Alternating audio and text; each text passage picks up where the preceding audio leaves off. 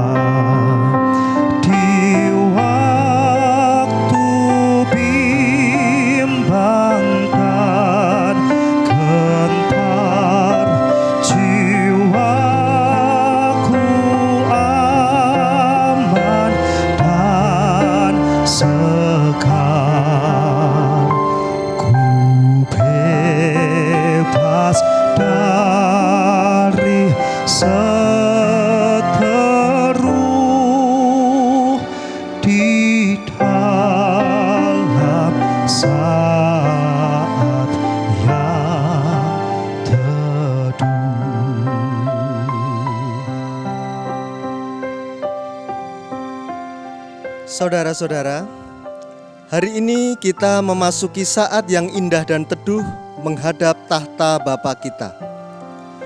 Ibadah ini berlangsung dalam nama Allah Bapa, Putra dan Roh Kudus. Amin.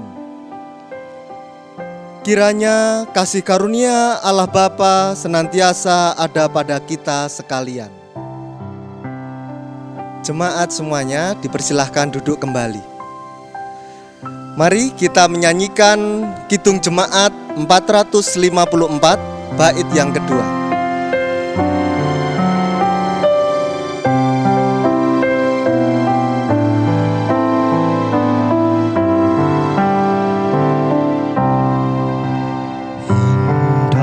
Indahnya saat yang teduh dengan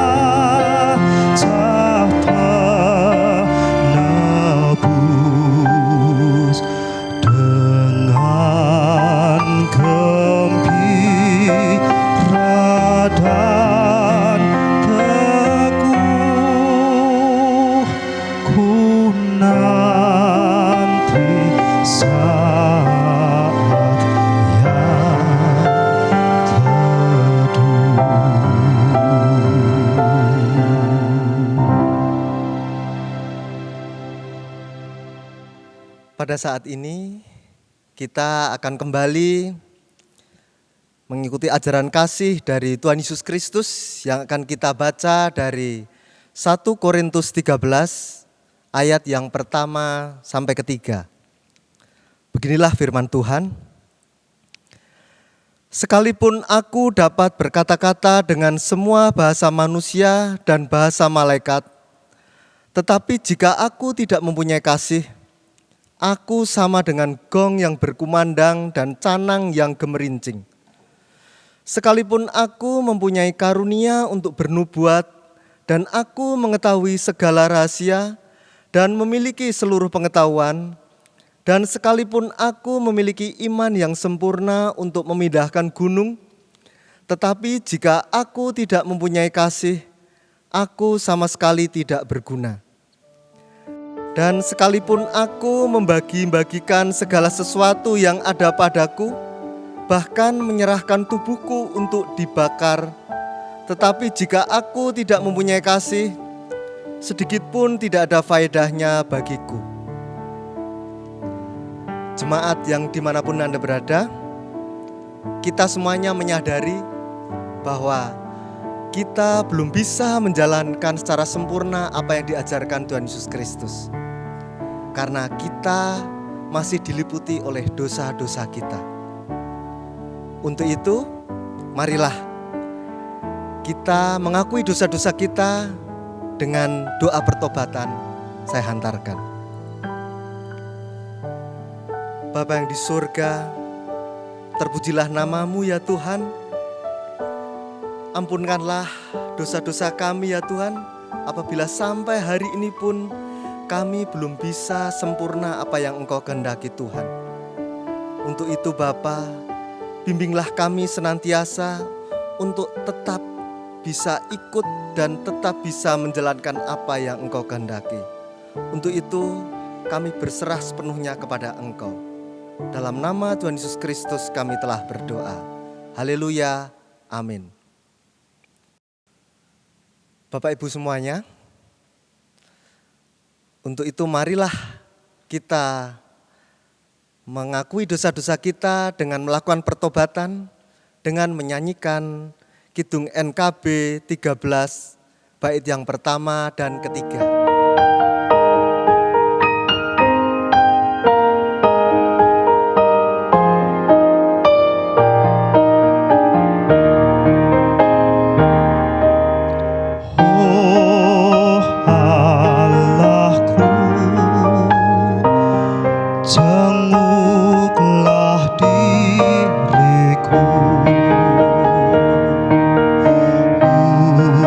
Ujilah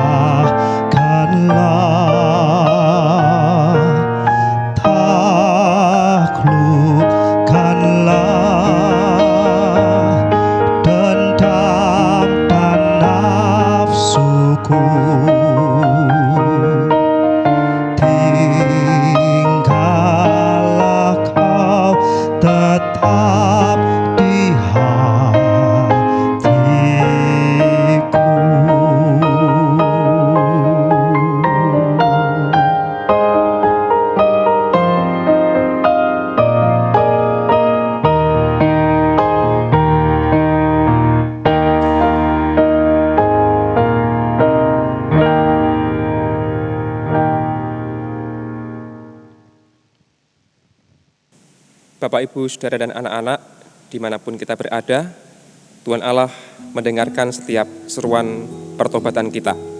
Kini terimalah berita anugerah yang menggambarkan bahwa Allah mengasihi kita dan menebus dosa-dosa kita. 1 Petrus pasal yang pertama, ayat yang ketiga sampai yang kelima berbunyi demikian. Terpujilah Allah dan Bapa Tuhan kita Yesus Kristus, yang karena rahmat-Nya yang besar telah melahirkan kita kembali oleh kebangkitan Yesus Kristus dari antara orang mati, kepada suatu hidup yang penuh pengharapan, untuk menerima suatu bagian yang tidak dapat binasa, yang tidak dapat cemar, dan yang tidak dapat layu, yang tersimpan di sorga bagi kamu, yaitu kamu yang dipelihara dalam kekuatan Allah karena imanmu, sementara kamu menantikan keselamatan yang telah tersedia untuk dinyatakan pada zaman akhir. Demikianlah anugerah dari Tuhan menurut kesaksian Rasul Petrus. Kita sambut dengan penuh syukur dan sukacita, dan kita nyanyikan Kidung Jemaat 400 bait yang kedua dan yang ketiga.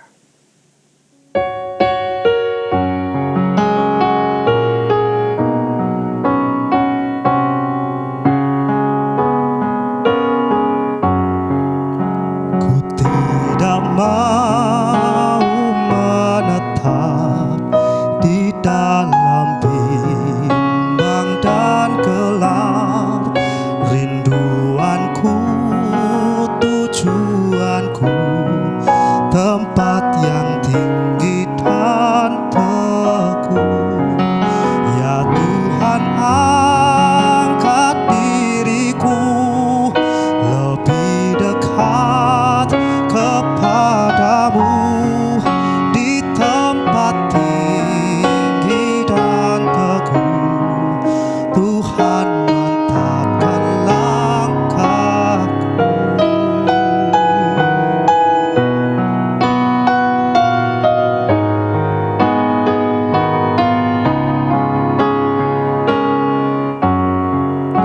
Ku ingin hidup yang benar, jauh dari tindak yang cemar. Umat kudus memanggilku ke tempat tinggi dan teguh. Ya Tuhan, angkat diriku lebih dekat kepadamu di tempat tinggi dan teguh. Tuhan, mantapkan langkahku.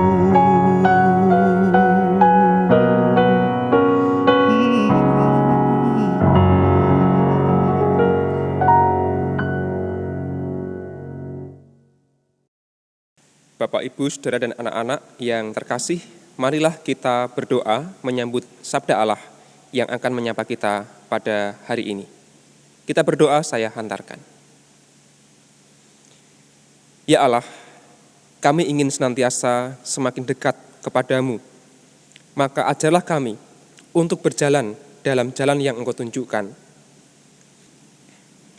Dan hari ini kami akan menyambut firman Tuhan yang kami yakini akan menjadi terang dan penuntun bagi jalan hidup kami.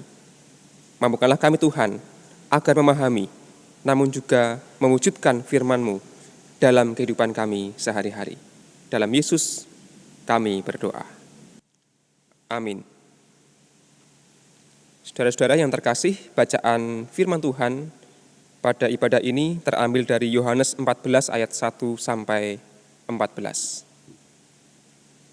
Yohanes 14 ayat 1 sampai ayat yang ke-14. Beginilah bunyinya. Janganlah gelisah hatimu, percayalah kepada Allah, percayalah juga kepadaku. Di rumah Bapa-Ku banyak tempat tinggal. Jika tidak demikian, tentu aku mengatakannya kepadamu. Sebab aku pergi ke situ untuk menyediakan tempat bagimu.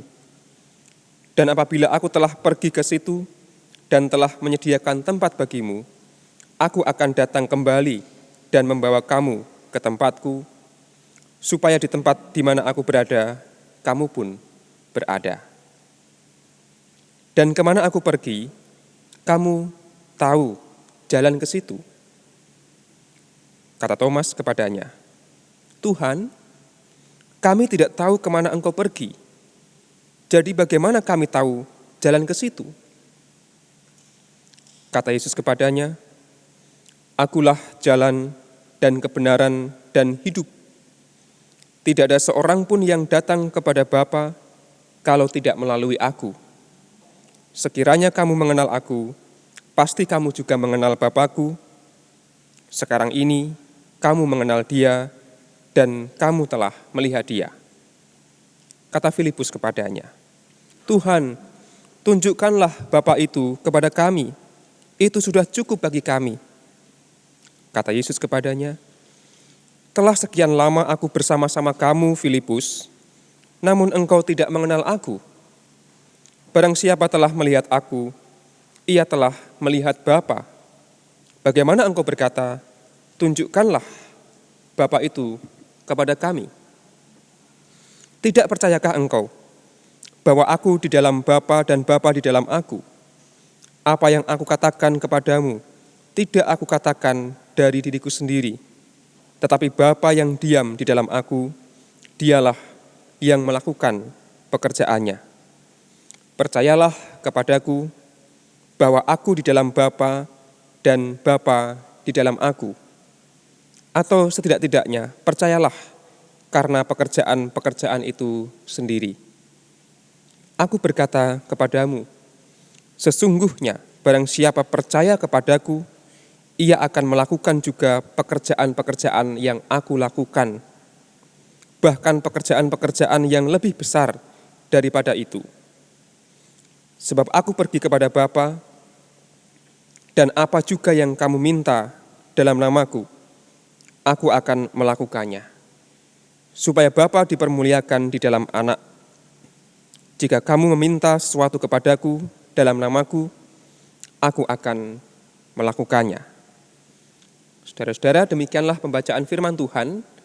Berbahagialah kita semua yang mendengarkan, terlebih yang melaksanakan dalam kehidupan kita setiap hari. Haleluya. Saudara-saudara, Dionysius Prastyo, atau yang kita kenal dengan nama Didi Kempot. Siapa yang tidak kenal penyanyi yang kondang yang satu itu, yang belum lama ini telah meninggalkan kita semua karena serangan jantung.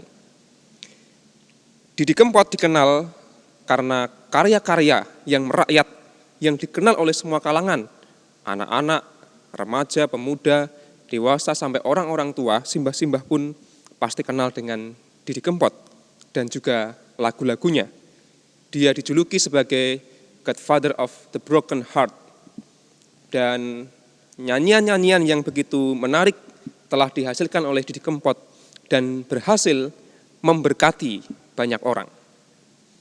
Bahkan belum lama ini dia menggelar konser amal yang dilakukan dalam rangka membantu penanganan wabah COVID-19 yang telah berhasil menghimpun dana sekitar 7 miliar lebih.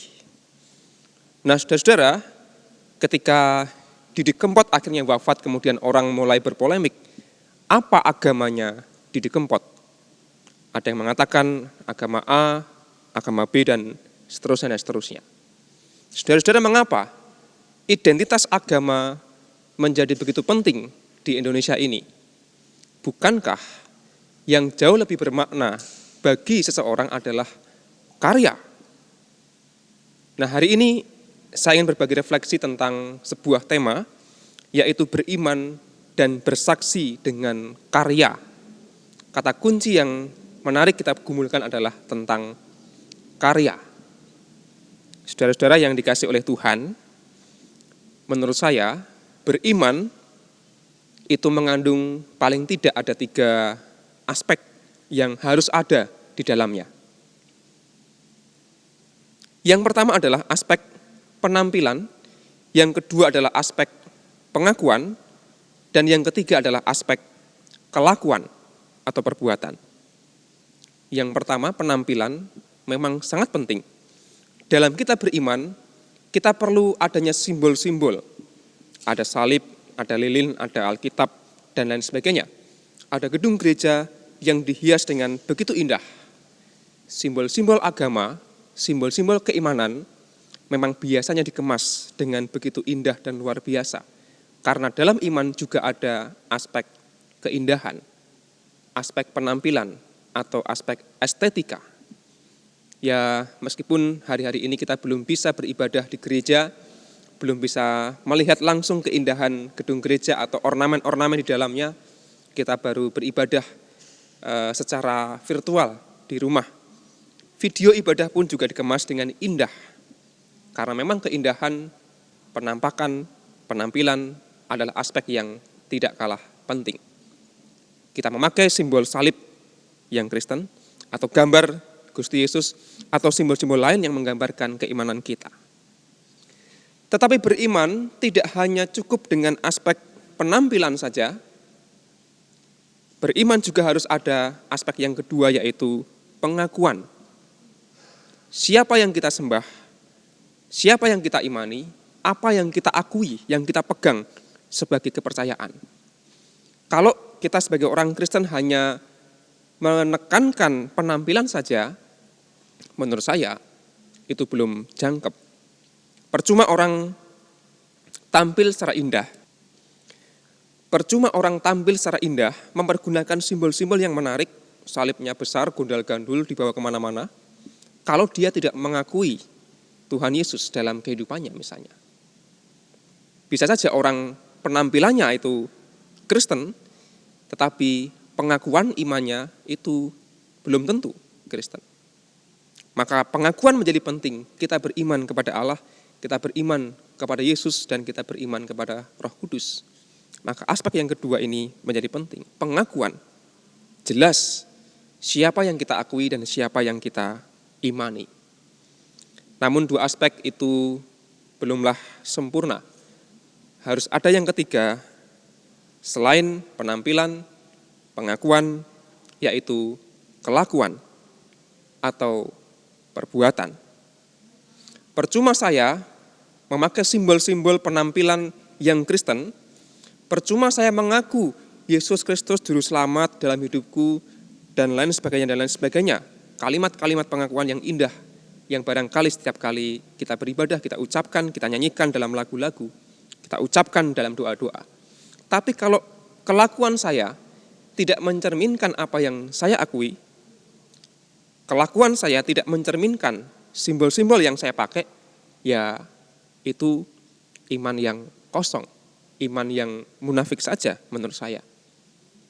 Kalau saya penampilannya Kristen dengan simbol-simbol Kristen, beribadah dengan cara Kristen, misalnya kalau saya mengaku Yesus adalah guru dan juru selamat saya, Tuhan saya, tapi kelakuan saya justru bertolak belakang dengan apa yang diajarkan oleh Gusti Yesus, maka beriman saya belumlah cukup dan sempurna. Maka penampilan memang penting, pengakuan jelas penting, namun kelakuan itu tidak kalah penting. Yohanes 14 adalah sebuah bacaan yang menarik dan seringkali orang terpaku hanya pada ayat favoritnya, yaitu ayat yang ke-6. Ketika Yesus bersabda, "Akulah jalan dan kebenaran dan hidup. Tidak ada seorang pun yang datang kepada Bapa kalau tidak melalui aku." Yesus berkata, "Akulah jalan dan kebenaran dan hidup." Dan orang kemudian biasanya hanya berhenti menghayati Yesus pada pengakuan, Yesuslah jalan. Orang kemudian lupa bahwa yang namanya jalan itu tidak cukup dikagumi, tidak cukup dipuja dan dipuji, tapi yang namanya jalan ya harus dilalui, harus ditempuh. Kalau saya misalnya mau pergi ke sebuah tempat Oh, aku wis ngerti dalane. Aku tahu jalannya dari sini belok ke sana, lalu ke sana, lalu sampai. Kalau cuma paham dan mengaku, saya belum sampai ke tempat yang saya tuju. Saya akan sampai kalau saya benar-benar sudah berangkat, beranjak, dan menapaki jalan itu. Yesus adalah jalan, berarti jalan kehidupan kita mestinya selaras dengan apa yang dijalankan dan dikerjakan oleh Tuhan Yesus. Yang tidak boleh kita lupakan dari Yohanes 14, menurut saya adalah justru ayat yang ke-12. Aku berkata kepadamu, sesungguhnya barang siapa percaya kepadaku, percaya kepada Yesus, ia akan melakukan juga pekerjaan-pekerjaan yang aku lakukan. Pekerjaan-pekerjaan yang Yesus lakukan. Jadi percaya bukan hanya berhenti pada ngaku. Kula pitados kalian Gusti Yesus juru wilujeng lan sak piturutipun. Orang yang percaya, orang yang mengaku, mestinya juga melakukan pekerjaan-pekerjaan yang sama seperti yang Yesus kerjakan. Maka marilah kita menghargai kehidupan ini bukan hanya saja pada apa yang muncul dalam penampilan, bukan saja pada apa yang diakui muncul dalam pengakuan orang-orang, tapi juga kita perlu memperhatikan kelakuan atau perbuatan. Pada akhirnya, manusia menjadi berharga, menjadi bermakna bagi sesamanya, bukan dari apa yang nampak, yang ia pakai, yang ia tampilkan semata, bukan dari apa yang dia akui semata, tapi apa karya yang telah diperbuat sepanjang hidupnya. Nah, saudara-saudara, dunia kita sekarang ini membutuhkan orang-orang yang beriman dan bersaksi dengan karya. Kesaksian-kesaksian yang sifatnya menggurui, yang sifatnya justru menyombongkan dirinya dan kelompoknya, identitasnya, apalagi merendahkan kelompok dan identitas lain, mungkin adalah kesaksian-kesaksian yang sudah perlu kita tinggalkan, minimal kita tinjau ulang. Kesaksian yang relevan dan dibutuhkan oleh orang-orang pada zaman ini adalah kesaksian melalui karya. Karya seperti yang dilakukan oleh Tuhan Yesus. Dan mari kita menjadi orang-orang yang beriman, kita tampil dengan baik, dengan indah, kita punya pengakuan iman yang oke, yang baik, namun kita juga punya kelakuan. Cinta kasih, kemurahan hati, bela rasa, itulah yang perlu kita wujud nyatakan dalam kehidupan kita sehari-hari. Kiranya Allah menolong kita beriman dengan teguh, bersaksi di dalam karya. Amin. Bapak, Ibu, serta saudara-saudara yang dikasihi Tuhan Yesus Kristus, kami undang untuk bangkit berdiri. Saudara-saudara yang terkasih, bersama umat Allah di segala tempat dan sepanjang zaman, marilah kita mengingat kembali baptisan kita dengan mengucapkan pengakuan iman rasuli bersama-sama. Aku percaya kepada Allah, Bapa yang Maha Kuasa, Khalik langit dan bumi, dan kepada Yesus Kristus, anaknya yang tunggal, Tuhan kita, yang dikandung daripada Roh Kudus, lahir dari anak darah Maria, yang menderita di bawah pemerintahan Pontius Pilatus, disalibkan, mati dan kuburkan, turun ke dalam kerajaan maut. Pada hari yang ketiga, bangkit pula dari antara orang mati, naik ke surga, duduk di sebelah kanan Allah, Bapa yang Maha Kuasa, dan akan datang dari sana untuk menghakimi orang yang hidup dan yang mati. Aku percaya kepada Roh Kudus, gereja yang kudus dan am, persekutuan orang kudus, pengampunan dosa, kebangkitan daging, dan hidup yang kekal. Saudara, dipersilahkan duduk kembali. Bapak, Ibu, Saudara, dan anak-anak yang terkasih, mari kita menghadap Tuhan bersama-sama menaikkan doa syafaat kita. Saya hantarkan. Ya Tuhan, Allah kami yang penuh kasih, yang senantiasa memelihara kehidupan kami. Kami ingin senantiasa hidup beriman dengan taat dan setia kepada-Mu ya Allah, sesuai dengan firman yang Engkau taburkan kepada kami hari ini. Namun kami juga menyadari bahwa terkadang kami hanya beriman dengan setengah hati, bukan dengan sepenuh hati. Kami terkadang lupa untuk mempersaksikan Kristus melalui perbuatan kami yang nyata. Dan kami terkadang juga melupakan orang-orang yang prihatin, orang-orang yang menderita di sekitar kami. Maka ya Allah, mampukanlah kami menjadi umat-Mu yang beriman dengan teguh, yang beriman dengan sungguh-sungguh, tanpa lupa mewartakan kasih Kristus kepada setiap orang yang kami jumpai. Kami teringat setiap kami yang hari ini sedang bergumul karena berbagai macam persoalan hidup. Kami teringat kehidupan kami di tengah keluarga. Berikanlah kekuatan dan kemampuan kepada para orang tua kami ya Tuhan, dalam rangka memimpin keluarga masing-masing. Terkhusus untuk warga Adiuswo Kasepuhan yang sudah memiliki usia yang sudah senja. Namun kiranya di tengah berbagai macam kelemahan dan pergumulan, kasih-Mu lah yang merengkuh dan menguatkan orang tua kami itu. Berkatilah para orang tua yang dengan tekun dan setia mendidik dan mengasuh anak-anak maupun para cucu pemberian Tuhan. Engkaulah sumber segala kebijaksanaan bagi para orang tua itu.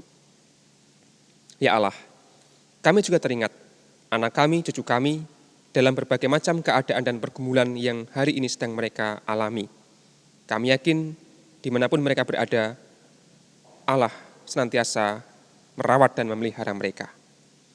Kehidupan kami di tengah keluarga yang diliputi dengan berbagai macam pergumulan, kami serahkan sepenuhnya hanya ke dalam tangan Tuhan yang penuh kuasa dan penuh kasih. Ya Tuhan, kami teringat dan berdoa untuk pergumulan kami di tengah pelayanan dan persekutuan. Di saat kami belum bisa berhimpun, beribadah, bersekutu secara langsung, belum bisa bertemu secara fisik dalam gereja kami. Namun kami yakin bahwa Engkaulah Allah yang akan terus mengikat persekutuan kami dengan cinta kasih dari Allah saja. Maka Tuhan, mampukanlah kami terus menghayati persekutuan kami, meskipun kami harus jaga jarak. Kami yakin bahwa gereja kami akan terus Tuhan sertai dengan rahmat dan berkat yang tidak pernah berkesudahan. Ya Allah, mampukanlah kami sebagai gereja untuk juga peduli dan melakukan aksi menolong masyarakat yang terdampak, khususnya karena pandemi virus corona ini. Kami yakin di tengah berbagai macam keterbatasan kami, Allah selalu menguatkan. Ya Tuhan, kami juga menyerahkan pergumulan orang-orang di sekitar kami, mereka yang terdampak pandemi COVID-19, baik terdampak secara kesehatan fisik, maupun terdampak secara sosial dan ekonomi. Kami yakin bahwa Allah tidak akan pernah meninggalkan kami, tidak akan pernah meninggalkan mereka yang menderita. Namun Engkau akan terus berkarya, memberikan pertolongan melalui orang-orang yang murah hati kepada mereka semua. Berkatilah pula pemerintah, berkatilah pula para medis yang menolong mereka. Kami yakin bahwa Allah akan terus memberikan karya pemulihan atas bangsa negara kami, Indonesia.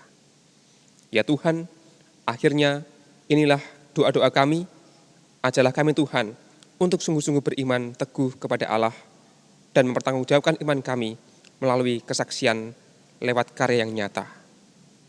Doa kami ini kami naikkan di dalam nama Yesus Kristus. Amin.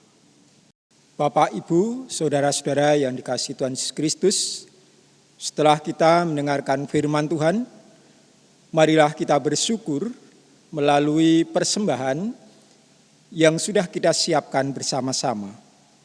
Sebelum kita menyampaikan persembahan pada Tuhan, baiklah kita mendengarkan firman Tuhan sebagai dasar dalam kita mengucap syukur. Firman Tuhan saya ambilkan dari Efesus 5 ayat 20 dan 21. Demikian bunyi firman Tuhan.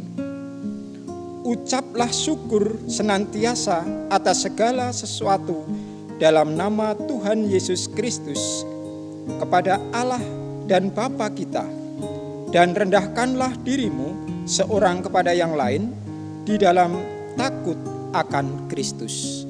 Demikian firman Tuhan sebagai dasar di dalam kita mengucap syukur kepada Allah. Untuk mengumpulkan persembahan, kita iringi dengan nyanyian NKB 133, bait yang ketiga kita nyanyikan 2 kali.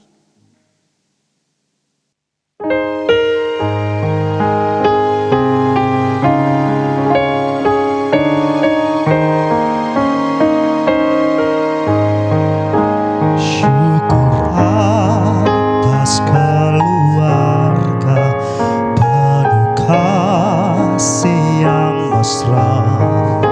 Syukur atas perhimpunan yang memberi sejahtera. Syukur atas kekuatan kala duka dan kesah. Syukur atas pengharapan kini dan selamanya.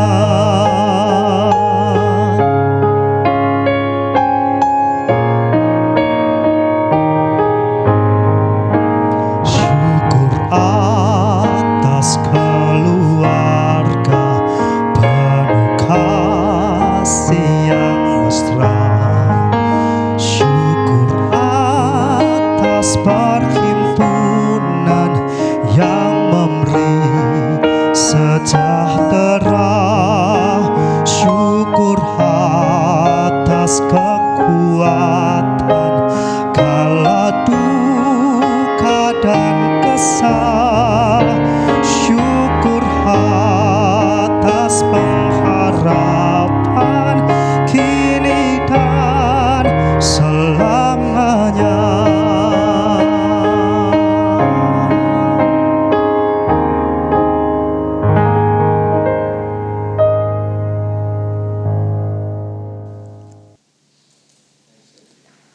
Saudara-saudara yang dikasihi Tuhan Yesus Kristus, marilah kita bersama-sama menyerahkan persembahan kita di dalam doa. Kita berdoa. Bapa kami yang bertahta di dalam kerajaan surga yang maha kuasa, perkenankanlah Tuhan kami anak-anak-Mu menghampiri tahta-Mu kembali, mengucap syukur serta terima kasih. Engkau telah berikan kesempatan kepada kami memberikan persembahan yang kami ambilkan dari semua berkat-berkat-Mu. Ya Tuhan, kami hanya bisa memberikan persembahan sedikit sekali Tuhan. Kiranya Tuhan mau menerimanya untuk pelebaran kerajaan-Mu di muka bumi ini. Ya Tuhan, kami juga serahkan saudara-saudara kami yang mengelola persembahan ini, kiranya Tuhan berikan kemampuan untuk menggunakan persembahan ini sebagai ucapan syukur atas umat-Mu. Ya Tuhan, apabila di dalam kami memberikan persembahan terselip dosa, kiranya Tuhan sudi mengampunkannya. Terimalah ya Tuhan persembahan kami. Semuanya itu kami pinta di dalam nama Tuhan kami, Yesus Kristus, yang telah mengajarkan doa kami bersama-sama. Bapa kami yang ada di surga, dikuduskanlah nama-Mu, datanglah kerajaan-Mu, jadilah kehendak-Mu di bumi seperti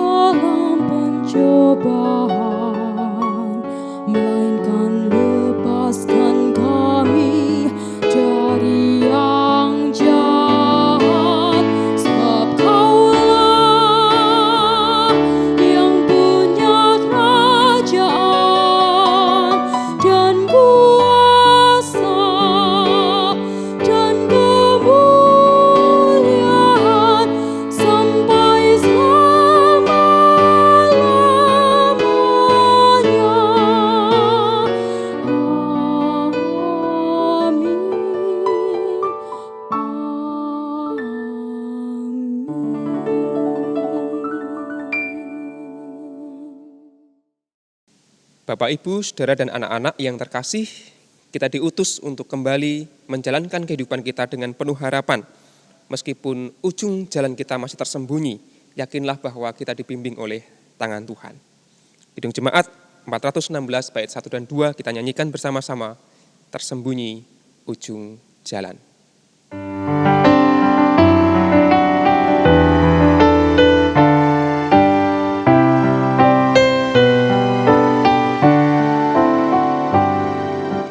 Tersembunyi ujung jalan, hampir atau masih jauh. Ku dibimbing tangan Tuhan ke negeri yang tak ku tahu. Bapa ajar aku ikut, apa juga maksudmu, tak bersangsi atau takut, beriman tetap teguh.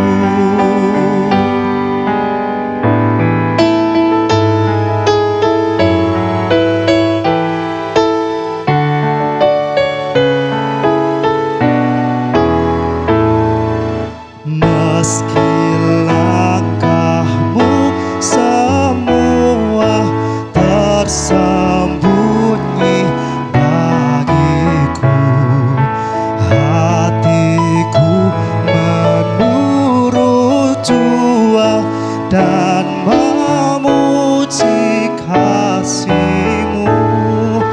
Meski kini tak ku nampak, nanti ku berbahagia apabila terang-Mu nampak dengan kemuliaan-Nya.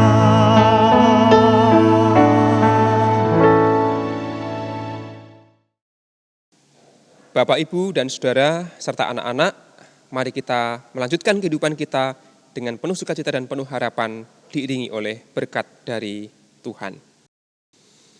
Anugerah Tuhan Yesus Kristus, kasih Allah Bapa, dan persekutuan Roh Kudus menyertai saudara sekalian dalam kehidupan yang penuh dengan iman dan memampukan kita bersaksi melalui karya yang nyata.